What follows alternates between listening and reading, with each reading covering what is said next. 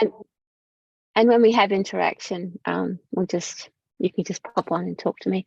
Yeah. So yes, recording, doing dream therapy when it's connected to a dream can be like a really powerful way of experiencing those emotions in a therapy counselling space, so that they can be, because they're interpreted by the person who's had the dream rather than the person who's listening to the actual story itself. Now, I'll start actually, now that we've started talking about it, let's start the sharing of this week's.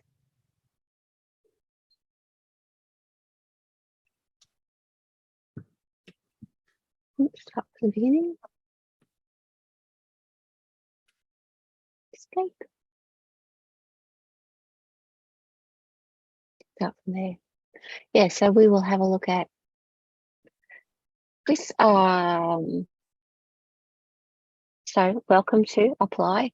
We're going to practice some dream therapy, the abridged version. As I said, we're going to use stories, and we're going to also, in the second half, interpret signs via reading for each other. So, Apply. Our dream therapy concept was developed as an alternative approach to helping people work through their dreams. The theory is that dreams reveal the unconscious part of ourselves that are actually part of our waking life, but given to us in a form that is easily digestible. That's why it's so abstract. It's just the surface layer. And so dream therapy allows us to then access the underlying issues, because the actual dream itself came to the surface, and then we can start working with that dream to get down to what actually is driving those themes to be played out in the dream state. Dream therapy keeps the person in their dream story while examining the relevance of the themes as decided by the dreamer.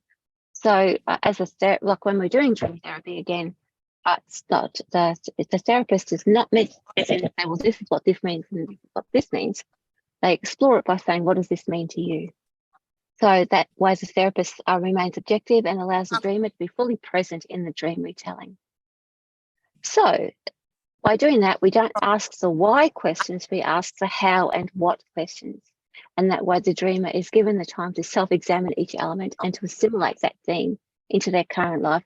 It's very much, and what we're going to practice today is very much like past life regression, in that we are examining a story that means something to us, and then we can see, even just by doing a little made-up story, how we can still identify themes and concepts that the person's unconscious is bringing up for examination, even without realizing. And that's what dreams and symbols are all about.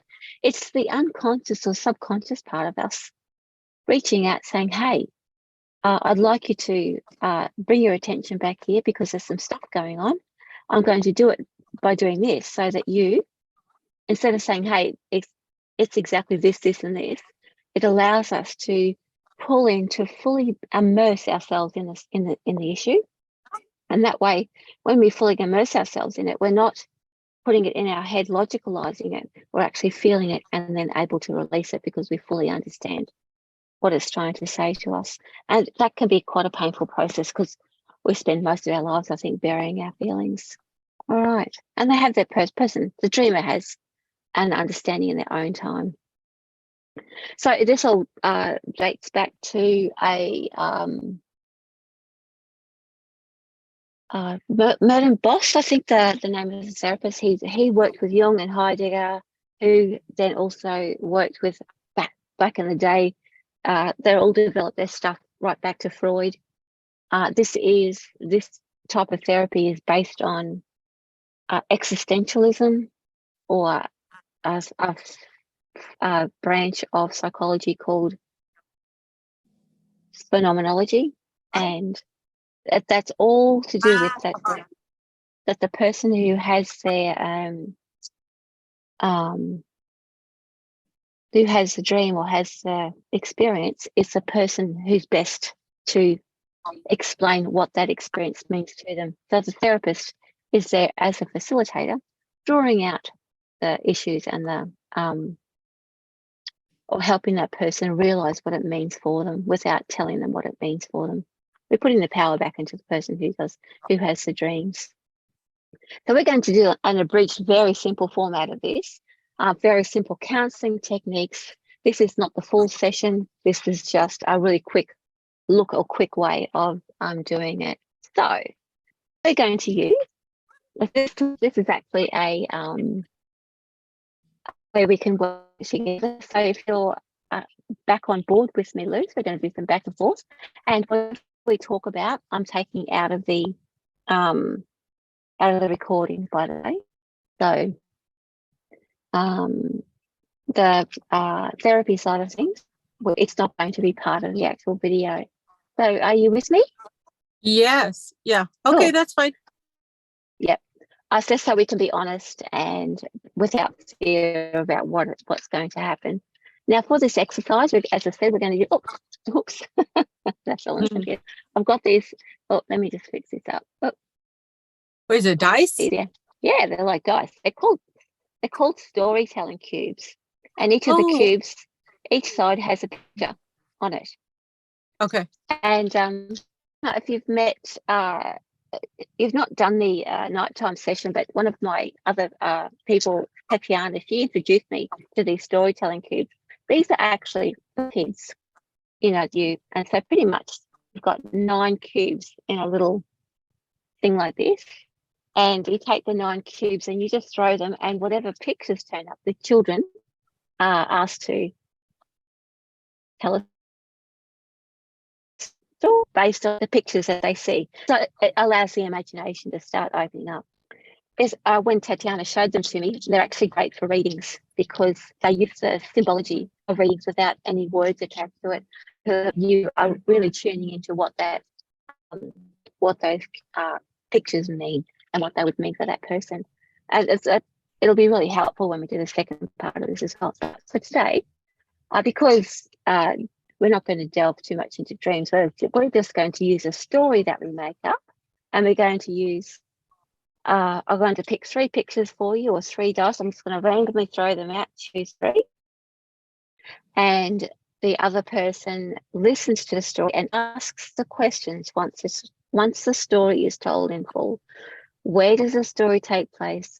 Whom or what is encountered in the story? And what is the mood, emotion whilst in the story? So if they've already stated those subjects, we still ask them to repeat it to get them back into the story. So for you, I have, what does that look like to you? Well, it was like an alien. An alien? Yes. And a foot? A foot? Yes. And a shooting star. Let's put it that way.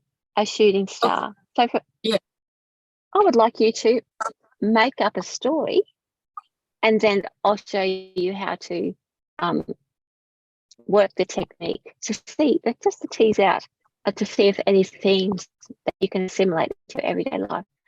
I'll give you a moment to think about where you'd like to go. Okay. So it was cutting off a little bit when you were explaining. You were saying, no, that's okay. But I'm supposed to just make up a story with those 3 images, right? Yes, you make up a story, and then tell me your story. I'll give you to think of something, but just let it flow. It doesn't have to be anything. It can be as fantastic as you like. And then I will show you, even from a simple made-up story, how dream therapy works, because always we are on display, whether we realize it or not. Our unconscious or subconscious will always poke through or peek through. So, and when you're ready. Okay. All right. So I'm walking along at night. It's nighttime, and I'm walking along this river, and it's full of rocks, but I find a patch of sand. So I decide to take my shoes off and feel the sand, and I could have enough light from it's a full moon, so I could see my reflection on the moon's reflection on the water, and I'm walking along the sandy parts, and I just admiring how beautiful the night is, and feel feet in the sand, and there's a little patch just of sand. So I'm taking advantage, and I look up at the sky, and it's a shooting star. It's beautiful shooting star. And I make a wish, and I think, wow, this is nice. But then the shooting star is not really a shooting star. It's like something happened, and it's a crash or something. And I put my shoes on right away, and I run over the hill, and it's an alien. It's a alien crashed. A small UFO crashed, and I'm just shocked by what I'm looking at. And it looks like a little alien is walking out. It's hurt. So I don't know what to do. I'm shocked at everything, but then I realize it's a creature that God made, so it's hurt. So I'm gonna go over there and try to help it, but I don't know what to do. So I run, and I decide not to. I don't know what to do. I'm stuck, like scared, curious, and in awe. And that's it. I'm troubled by what to do next. That's a great story. Thank you. Yeah. So I'm going to just ask you a few questions about your story. Okay. Do you recognize the place that your story takes place in? No, I don't recognize the place, but I know it's in Arizona somewhere. I think it's like in the desert. That's why it was mostly rock and no sand, and I was surprised to see sand. So it's in the desert somewhere. Yeah. And that place, how do you feel in that place? How does that place, what are your emotional connection to it? Well, I felt good in that place because it was a beautiful night, the stars, and I felt, even though it was nighttime, I felt safe. I felt fine. I was admiring the view and the reflection of my feet in the sand. But the alien crash was just very unexpected. So it went from very good to weird. And so did it change your feeling about that place or your perception of it? Yes, in a way, because of that weird situation with the alien. I didn't know where to run. I didn't know what to do, even how to finish the story. Yeah. So you mentioned there's an alien. Was there anyone else around? No, I was by myself. So what perception did you have of the alien? Did you have any interaction with that alien? Tell me about that. Well, I don't know. Well, since the vessel crashed, this ship, it was hurt. That's why I saw him hurt. Like he was conscious, awake, moving, but he was visibly hurt. So I wanted to help it, but then I'm like, I shouldn't. It's an alien. So, and that shouldn't, because it's an alien. What would happen if you did go to it? Well, you don't know. That's the thing. You don't know the unknown. What can happen. It's the unknown. Yes, very much. And so, in that situation, you went from feeling comfortable and safe, and then you had the uncertainty of the alien, and then you experienced compassion towards that alien. Very much so. Yeah. Yeah. So, and I heard that you wanted to help that alien. Tell me about what it felt like when you were sort of wrestling with that uncertainty of the unknown, and then deciding to walk away after wanting to help. How did you feel about that? Terrible. Yeah. I felt terrible. Yeah. And that's why I stopped again. Like, that's why I couldn't finish the story. Like, do I go? Do I not? Oh, do I not? Yeah. Yeah. Yeah. So having explored those themes, can you relate those emotions and feelings to something that's happening in your life at the moment? Yes, I would Yeah. say so. Yeah. Mm-hmm. Not And knowing what to do. Yes. not knowing what to do. And after experiencing that, um, going through that story and having those feelings acknowledged and not knowing what to do, how do you feel about that situation now? The story, how do I feel about the story or Oh my no, life? your life, your current life circumstance. Yeah. Well, I mean, nothing. Well, I'm aware of it. I'm aware that that's kind of Mhm. been a theme of what's currently been going on with me. Mm. So, So we just like getting close to that. It's the unknown that you're stepping into. Would that be the um,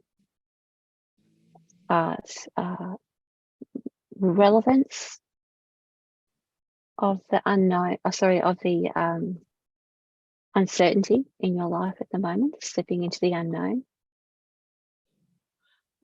I'm sorry, the question broke up a little bit. Oh, What was? sorry. I'll say that. So I'll say that again. I was tripping over my words anyway. That's probably good. I'll rephrase that.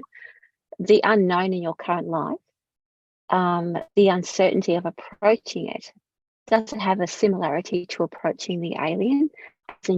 Not sure what it is that you are approaching in your life. It seems alien or foreign to you. Yeah, I mean, yes, it's very similar to that. It's Mm. very similar to the alien.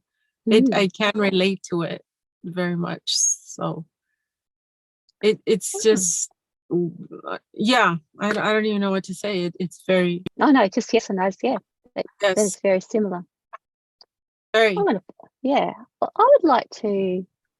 As I was sort of sitting here, I'm just going to push a little bit further. Uh, just staying with your feelings, and now that you've encountered the alien in your story, and you know you can acknowledge those feelings in your story. We're going to go back to your story. How would it feel? I want you to imagine what it would feel like if you went to that alien and helped that alien out. mm, Let's change the ending. okay.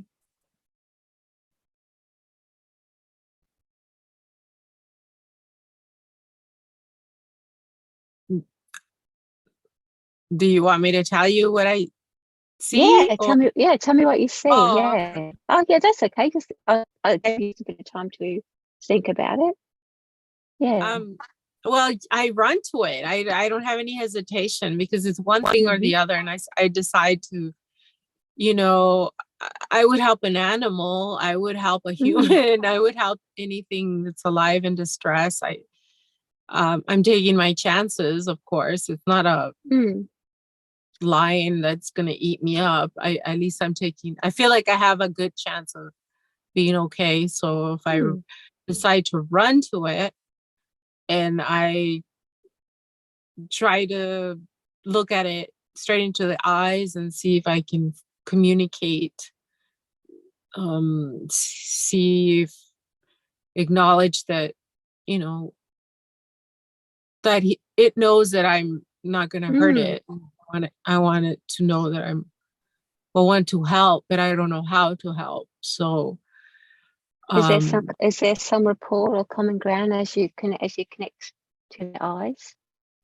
yes, I feel like it knows that I know that Mm. that we I acknowledge that he's hurt, and I think he knows that I'm trying to help, Mm. and and I don't know what to do, like how to pick it up or stop the, put something on its, Mm. Yeah. it's hurt. So like, where are you hurt? Like, just trying to figure out like what Mm. can I do? Like, how can So I be of service? so would you say it's like that you lack the skills to Yeah, the medical work with the skills alien? to know what the communication skills, the medical skills, the not the compassion, but I don't think it knows that I want to help.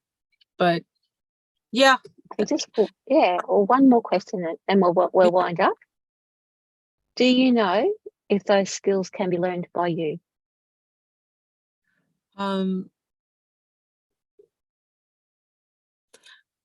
Basic skills perhaps, but not skills that are too complicated or too in depth. But yes, I could learn how to help somehow, or I'm not sure. I mean, I don't think I can learn alien anatomy, but I could help in some way, some basic skills. In some way that would actually make you feel like you've contributed or helped out to the best of your ability. Yes, to the best of my ability, I could. If I had to pick it up, if I find a way, I've managed to even surprise myself from time to time where I managed, lack of strength, lack of whatever, I managed to find a way to fix a problem or at least put a Band-Aid on it enough to, get to the next point. So like assimilating that to your current situation, then can you see how that would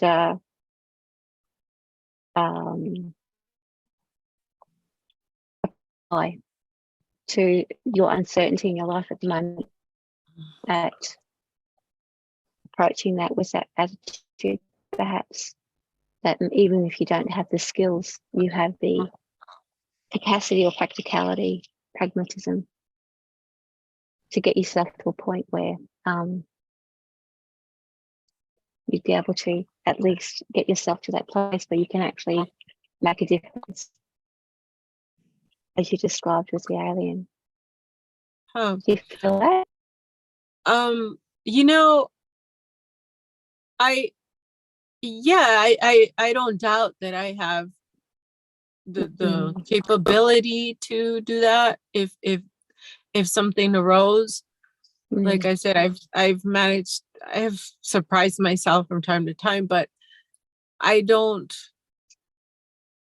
like, I have the compassion for other living beings, but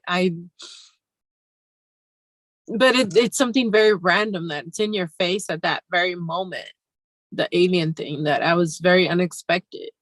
So yes, I know that I would jump on it. I don't usually freeze. I'll do whatever it takes, no matter what it is in front of me. I will move.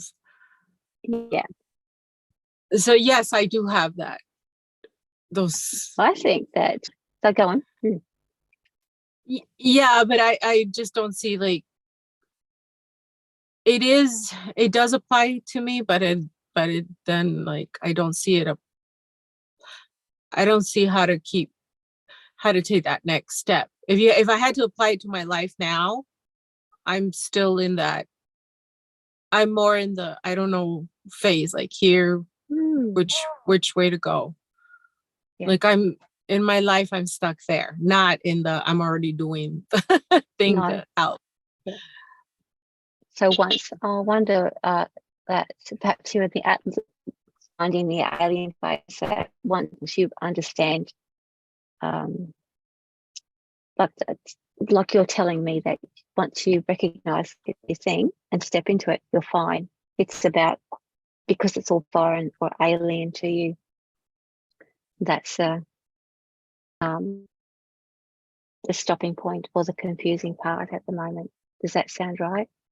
Yeah, it does. Really, this little story makes a lot of sense. It's really interesting. So you can see that how dreams can tell a story of something that's happening when you forget about the story and look at the emotion the patterns that are there, and look how it can, because it's really how you feel about something, how you associate something to your life, and then how all those things fall into place, rather than what does this dream mean if I dreamt about an alien? You know, could be a number of things, but what this means to you and what this means in your everyday life, you can actually see how they assimilate, rather than jumping to, oh, there's something, you're going to meet an alien sort of thing, or aliens are scary and you've just had a scary dream. So you can, like, there's always something underlying that's trying to rise to the surface, and the dream is just the very top layer, just to get you interested, and gives you something to sort of get your interest going. Yeah, it makes sense, because I could have easily have dreamt this.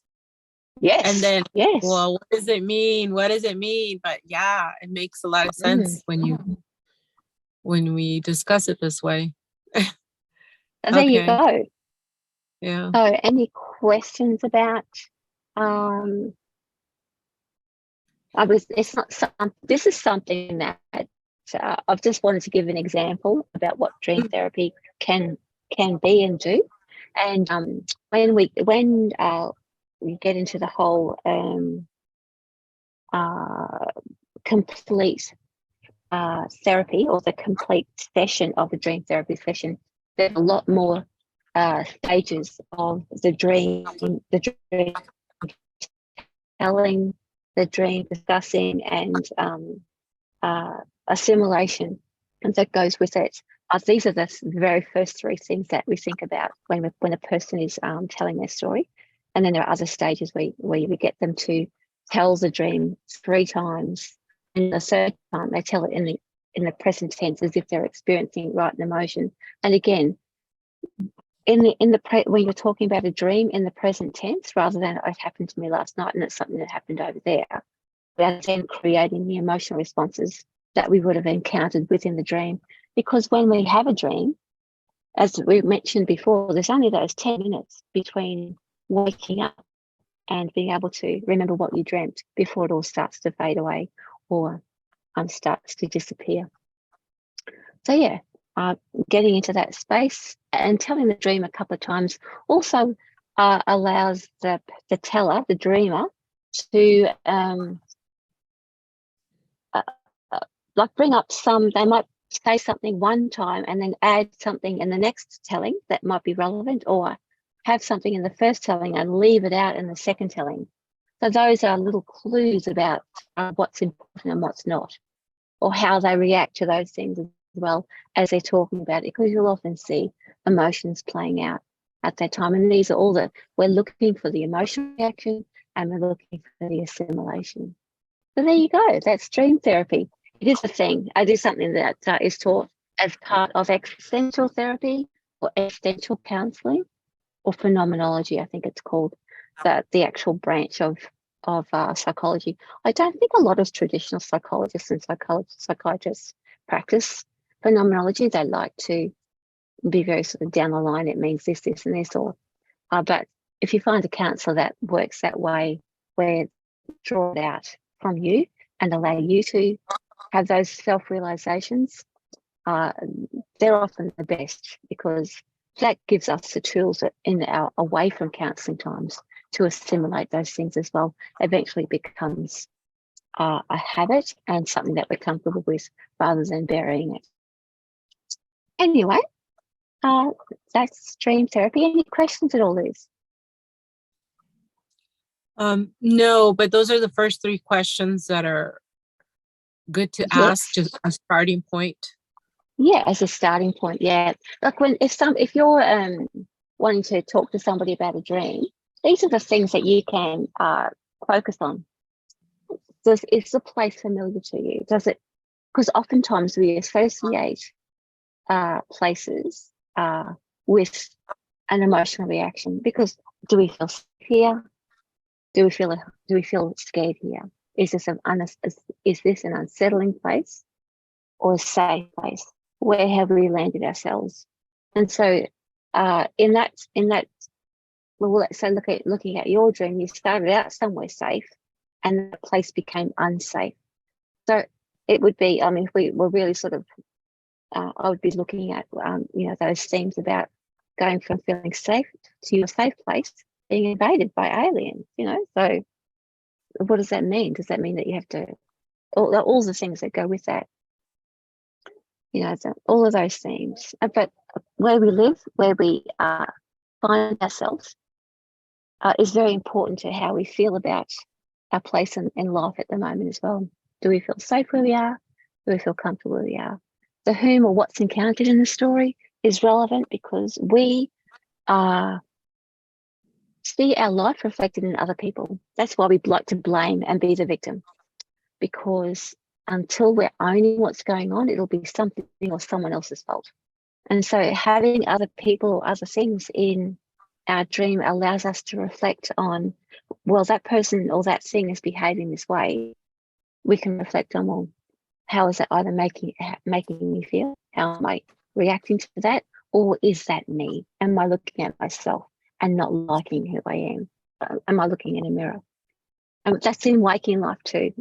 Our people in our life, in our situations, or places that we find ourselves are often a reflection of our internal issues as well, simply because those things are the only things we notice because they're the front of mind things. There might be 100 things in our view, and we might only see 2 because those are the things that are in the front of our mind. And that we'll only notice those because they're the things that we can't resolve at the moment. And so that's so when we listen and hear themes, we know that that's important to the person, because they might talk about it a couple of times. But again, it's not about the story. It's about what does that feel like, or what does that mean to that person in that story. And the mood and the emotion, again, everything comes down to there's an emotion trapped or a feeling trapped that we're not wanting to look at the moment. It makes us feel uncomfortable and unsafe. And the story will evoke that emotion. Now, when we do self-awareness work or self-work, whether it's like past life regression or counselling or even in energy healing, to allow the emotion to come up without giving it a story, to just recognize the emotion, that is like 99% of the whole exercise. That's the goal. More whenever I'm working with people, and that's, I think, when we first did our might have been colours or auras, when I gave you that emotion chart. I think I mentioned before, is not many people know how to name their emotion. They can't say, I'm feeling happy. And I say, well, tell me, what is your emotion? Oh, or one off, and it looked good, so I wanted to do this. Oh, how did you feel? And they'll tell me something else. So I ask them specifically, did you feel happy? Did you feel sad? And, or if I show them the chart, that's generally, they will generally start crying or break down, because that is the absolute goal, that this is the thing that they're missing, that they've been running away from. And once it's acknowledged in that space without having to give any story, doesn't matter, I feel sad and I'm going to acknowledge that and let that go, then the real healing takes place. And then that's when the story doesn't matter anymore. And of all those 100 things, the 2 things we're only looking at, those 2 things will disappear from the vision. And then you'll be able to see all the other 100 things. That's how I see it. That's my simplified version of how this works and how life works, and how, when we're working with people, what's important to focus on rather than their story. Hope that helps. Any other questions? No, you just turned around and just said, how does it apply to my life right now? Right? Yeah. What you asked me. Yes. I got caught up with the story that I'm like, you're pulling it out of me, but I just didn't I didn't pay too much attention on. You just turned around and said, well, how is it, how is that applying in your life? And so I can see how it works on my current life. Yeah. Did you say anything else? I'll have to just listen to it again. I really got into it. Yeah, I'll actually, I won't put this part of it in the, Okay. but I won't put it in the YouTube video that I share, but I can send this part of it to you if you like. Yeah, because I see how, like, if I want to use this, sometimes you can't unravel it so much. Like, you could feel, what you felt like in the dream, but then you need to know how it applies to your life. Yeah. To make sense. Often, absolutely. And oftentimes it's like opening up a book a year later. You might read the same words, but get a completely different meaning from it. So you could, because you're at a different stage. And again, that front of mind stuff is what you're noticing is different now. So yes, listening back to old things like that has that same effect. Because we're never in the one place, in the same place at any given moment. Our emotional experiences and vulnerabilities change moment by moment. So yeah, we'll get different things. Cool. I'll do that I'll make a note to do that for you. I'll just send you the audio part of it. Thank you. Okay. Now let's move on. There's a kitty. Yay. All right, so interpreting symbols this way. This time we are now going to look at symbols and use them to do a reading for somebody. So rather than asking them what this means to them, we are going to make an interpretation ourselves. I mean, we can use the story cubes again if you like. Can I ask you a personal thing that has a symbol? Ask me. Well, I had a dream. It was long, but I don't remember any of it. All I remember is I was eating a salad and it looked like it was a salad. And then I saw something move in my plate. And then I looked closer and it was a worm. It was like a long worm, like a tapeworm or something. So I was eating that salad that had like this really long worm and it was disgusting. So I'm wondering if the worm means anything, like a symbol. So when we're talking about dreams, we'll go back to dream therapy rather than interpreting symbols. Oh, this is. Oh yeah, because interpreting symbols is more about like cards, or if you're reading for somebody psychically, or doing a mediumship reading and you get a message or a symbol in your head. Yes. So if you so dreams are a representation of our subconscious. It's something where we have a it's like our soul says, hey, we're going to give you this symbol and sign, and it's for you to understand, not for somebody else to tell you what it means. Oh, during our work. Okay, maybe I misunderstood. So then symbols in this case means like in our waking state, if we see something, or even in that. So because we're doing the application side of things. So this is when we're working with other people. Okay. So for example, if somebody says to you, hey, I had this dream, and it had a tapeworm in it. What do you think that means? Well, you can ask them the questions. Well, where were you? What is a tapeworm? When you think about a tapeworm, how do you feel about that? Does that, and then you can expand on that. The person who had the dream and the symbol is the best placed person to advise on what that actually means. But the questions draw that out because it takes that person away from the image and gets into the feelings of it. What emotions are attached to it? What is underlying here? What is underneath that tapeworm? What does that actually represent for you? Whereas if I'm doing a reading for somebody and I'm tuning into them, I'll get a message in my mind, a symbol or a picture. I have to Okay. make a decision about what that means because that person hasn't told me it. Their soul or the guides have placed it into me. So when I'm working with somebody, if I get a picture of a tapeworm, then sorry, let's say you've unpacked your tapeworm and you understand what it means for you.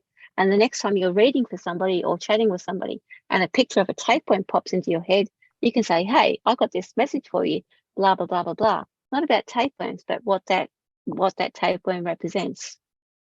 Do you understand? It's still Yeah. on the Yeah. the Yes. onus is still on the person who received the symbol and is interpreting the symbol. Yeah. So having a dream your own personal dream dictionary or own personal symbol diary or dictionary for yourself means that when you do have a dream and you understand what tapeworms mean for yourself, the dream will actually resolve itself and move on because you would have done all the work inside the dream. Mm-hmm. You won't have to wake up thinking, what the hell did that tapeworm mean? You know what I mean? So Yeah. Yeah. and you'll probably not even realize that happens inside the dream because you go, oh yeah, I've got this. Or you'll wake up thinking, oh, okay. So that's happening at the moment. Without saying, oh, I've got to fix this, you go, oh yeah, I'm experiencing this right now. And off you go. It stops you from going rah, rah, rah in the mind, thinking, wonder what the hell that meant. Like, oh yeah, I'm having tapeworm brain again today. So off we go. And that's the difference between and this is not the difference, but this is why I think having references that you can draw on in a moment that you know belong to you make life a little bit simpler and easier to enjoy because we're not sort of spending half the day thinking, oh, bloody hell, what does that mean? You know, okay, oh yeah, I had that. I can move on now and just let it bubble away on its own, knowing that it'll resolve itself in its own time. Does that make sense? Yes, it makes sense. I know what symbols are, but it's like for Yeah. some reason I was mixing I thought the symbols Yeah. from the dreams. That's why No. okay. Yeah. Okay. Let's say, it all depends on who actually is receiving the symbol. Okay. Yeah. The All person, right. So the person receiving the symbol is the person who makes the interpretation. So we're going to turn it around now, and we're going to practice our confidence of interpreting symbols for another person. So now, you can do one for me. How does Okay. that sound? We're going to No, use great. this deck is called the Can you see that picture? Barely. Yeah. How's that? Okay. It's got a lot of pictures. Uh-huh. Yeah. So this is called the Titania deck, and this is a deck of 36 cards based on the Lenormand Tarot. And these are the pictures of all the cards in the deck, and each card is assigned a particular meaning. I have not memorized. I've not used this deck for about maybe 10 years now, so they're not at the front of my mind. But I like them because they have pictures on them. They're just a picture, just a symbol, and they're great for you doing mediumship work. And again, you can use this as your dream diary if you wish to. So I'm choosing a random card. It'll have a random picture on it. Clouds. Okay. Yeah. So when Is you that see yours? yeah, this is my card, and you're going to say, you're looking at these clouds. This is your symbol to give me a message. So when you see clouds, what do you think and what do you feel? Do you believe there's a message for me behind that? Ooh, yeah. I see that it's evolving. To me, clouds are always evolving, and they're changing, and they're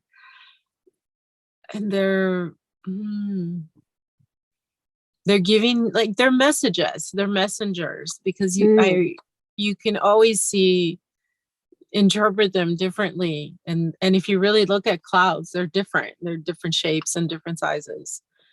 And they're not permanent. So they're like always changing, always moving. So they're always coming and going. and with a different intensity. I think they're magical. I like clouds, as a matter of fact. And today I was admiring clouds all day today because we had really pretty cloud coverage today. Some white ones, some dark ones, and funny, like different shapes. And because usually the cloud coverage comes in all the same, but today was like, I noticed 3 different types of clouds. The What would you I say? get What would you say to me? What would be the message? I Like, get a peaceful feeling of how the message would be you're transforming. It's you're yeah, transforming into you're becoming, you're always like becoming something new, and you're evolving. I like That's the that. message. Yeah. And sometimes I think, well, it means something to me because I often think that I always try and settle on something, thinking that's the way to be, and life is constantly changing, shifting around me, and Yeah. I'm really fine with that too. But for whatever reason, I keep thinking I've got to get settled. Once I'm settled, I'm good, and it never happens. I never settle because whenever I settle, I get sick. So Oh, wow. being moving and evolving. I would say for myself, if I take that message on board, is that to be okay with that? That's me, and that's okay. Yeah, like I said, they're beautiful, and it's a state of being that is that's your natural state of being. You're evolving all the time. Yeah, thank you. So would you like me to pick a card for you? Yep. So this is for Luz. I'm gonna pick a card for you and give a message to you based on the picture. Have the feminine, the female. Wow. Lady in red. The lady in red. One symbol can be a whole reading. It makes sense though. Like yeah, and it's interesting to watch you get those from what you see. Like for me to witness like how you get to that story, how you get to that conclusion. It's very interesting because it did make sense. It did strike a nerve for me. Yeah. I mean, it really did, Snake. I wanted to stop you right there and then, but I'm like, no, I'm just gonna let her say her piece. When we started the dream, the first week we started the dream, I had a dream about a 2-headed snake, and it won't leave my mind. Like I still think about that 2-headed snake, and I'm wondering what the heck did that mean. So when you said snake, I was like, oh my God. Yeah. I thought it was funny. Oh, that's really interesting. Those symbols are really interesting. I would actually ask yourself, or if you have a friend that you can sort of bounce it off, get them to ask those questions for you or to you, or if you have those 3 questions, put them in a diary. What does a snake mean to me? Where am I? How do I feel about, what's the emotion attached to it? Let it be and go back to it the next day until things start to form. And then a snake or 2-headed snake will have a relevance to you. So when spirit works with you and wants to get something through to you immediately, you'll get that 2-headed snake and go, I know what that means. Yeah. Straight away. Yeah. Yeah. Interesting. It is interesting. So yes, but always I think that if something comes to us, even if it's a known symbol that doesn't make any sense, it is our soul's way or spirit's way of saying, stop. Are you too far away or too far removed from your intuition? Get back in there and start really connecting. Start reconnecting with what's important and just start from simple. And because we do that automatically, it automatically makes us connect to the within. So So yes, so when we're looking at symbols, in this case, the name. So if you're not sure about what that symbol means, you can certainly ask the person you're doing a reading for. You can say, "Look, I'm getting a birthday cake, but I'm not getting any messages. Does that mean anything to you?" And you might go, "Yes, it's my birthday today," or it's a birthday of my uncle who passed away today. That sort of thing. And oftentimes, mediums will have that type of connection. That'll be their thread. They'll get a birthday cake. It's the person that they're doing the reading for, the spirit that's come in, the soul that's come in to connect with the sitter. It might be their birthday. They'll get a picture of a birthday cake. Or say it's somebody's birthday today, or it's an anniversary. So those symbols will have some sort of meaning in that respect. So yes, actually, and that's what we'll do next week. We will. I've done up a little PDF with all these symbols, and we might actually just go through that and create our own little just touch on how to create that diary. All right. So how are we going for time? Cool. Oh. So we're at the and now any questions about what we did today? No, I found it all very interesting. Really cool. Cool. Just to wind everything down. Just Yeah. do some little bit of breathing, but otherwise, if you're okay with that, I'm okay with that too. Yeah, that'd be fine. All right. Well, let's just take some nice deep breaths, breathing in and breathing out.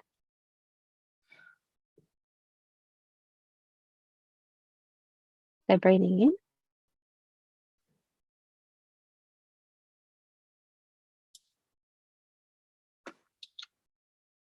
and breathing out. I'm on my breath, nice and deep, breathing all the way down to the toes, breathing in, breathing out. We're just going to allow all the beautiful energy that Spirit is sending us, peace and love. We're going to breathe that in now, nice and deep into ourselves, and circulate that out into the aura as well. And on the out breath, we're going to release all of the aches and pains, all of the emotions, everything we've experienced today, releasing it on the out breath, letting it all go. Breathing in all the peace and love, letting it circulate not only within the body, but out into the aura as well, all around us. And as it does so, it gathers up all of that is in need of healing and ready to be released from ourselves on the out breath, and leaving us with a sense of peace and calm, and knowing that all that we have experienced and expressed today has been released to our greater good, for healing, for insights and understanding.